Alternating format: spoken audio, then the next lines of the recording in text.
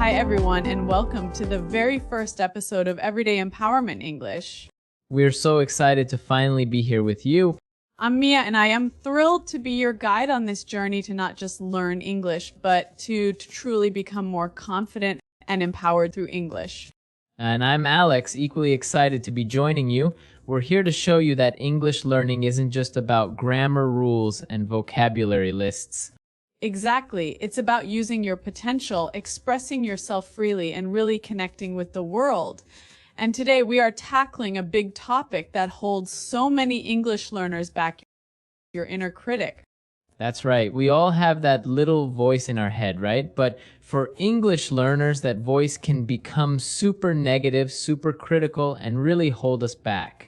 My pronunciation is terrible. Everyone can tell I'm not a native speaker. I'll just sound silly. Sound familiar to anyone. Totally, that's your inner critic talking. It's that voice of self-doubt that tells you your English isn't good enough. You're not smart enough to learn, or you're gonna fail.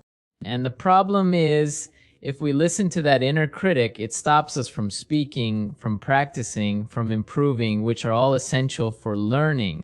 Exactly, Alex. But here's the good news, that voice is not telling the truth. So in this episode, we're going to help you understand your inner critic, why it shows up, and most importantly, how to silence that negative self-talk and build real confidence. Let's start by understanding what the inner critic actually is. It sounds like it's out to get us, right? But it's actually trying to protect us.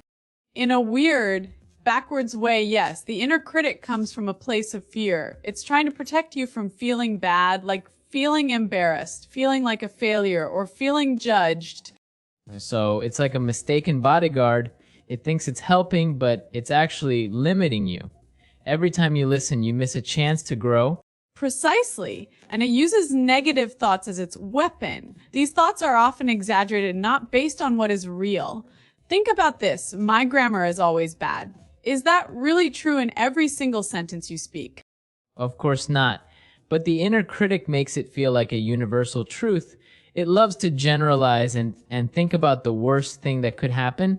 For example, it might say something like, "One mistake and everyone will think my English is terrible."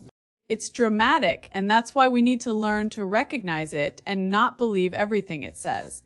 Because truth number one is your inner critic is not a reliable narrator of your abilities.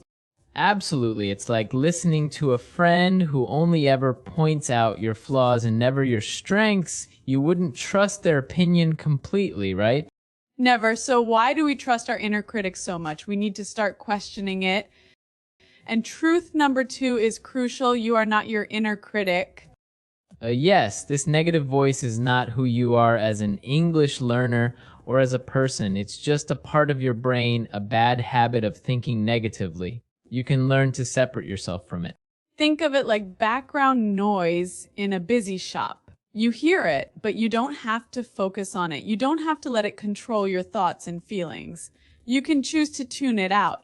Exactly. So how do we actually do that? How do we silence this noisy, unhelpful inner critic and start building real confidence as English learners?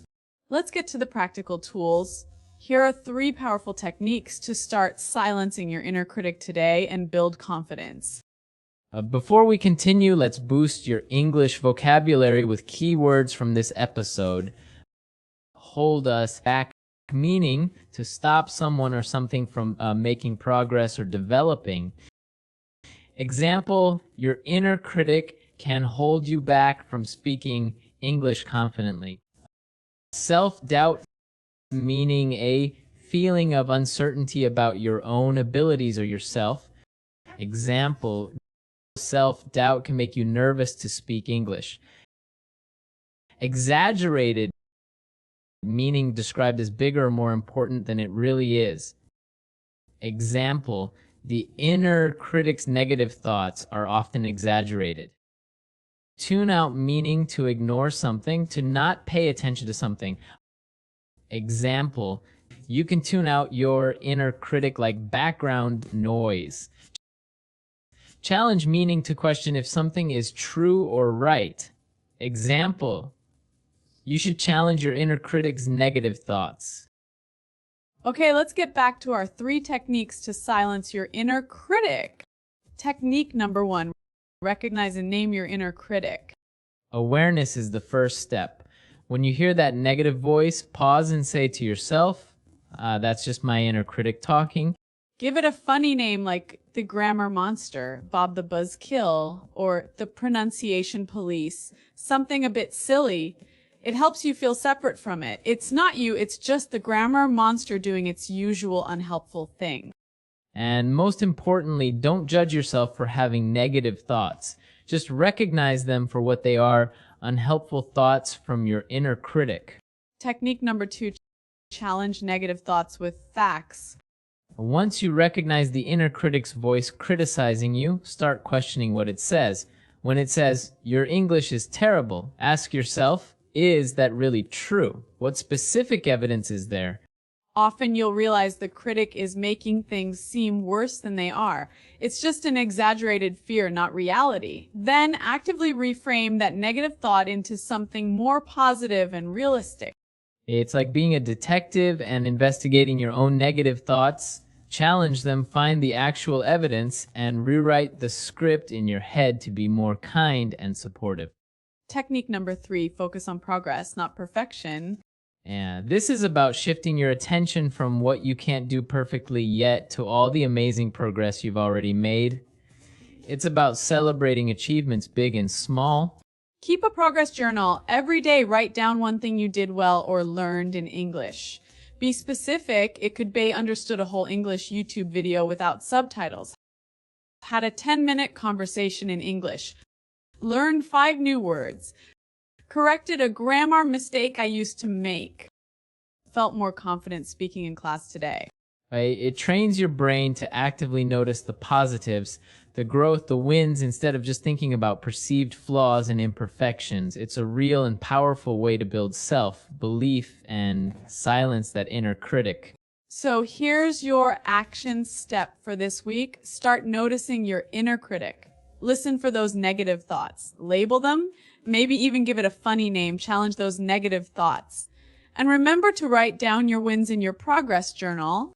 We know it takes practice, but these techniques are incredibly powerful. The more you use them, the quieter that inner critic will become, and the louder your confident voice will get.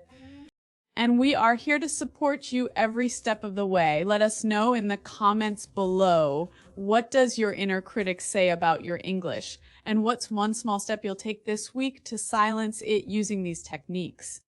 That's it for our first episode of Everyday Empowerment English. We truly hope this has given you some practical tools to boost your confidence and take control of your English learning journey.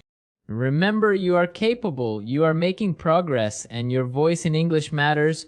Don't let self-doubt hold you back any longer from speaking freely and confidently. Subscribe for more episodes filled with tips, inspiration, and practical strategies to grow your confidence and empower your English learning journey. And download our free Silence Your Inner Critic cheat sheet, link in the description for a handy reminder of today's techniques and key phrases. Thanks for joining us, and we'll see you in the next episode. Bye for now.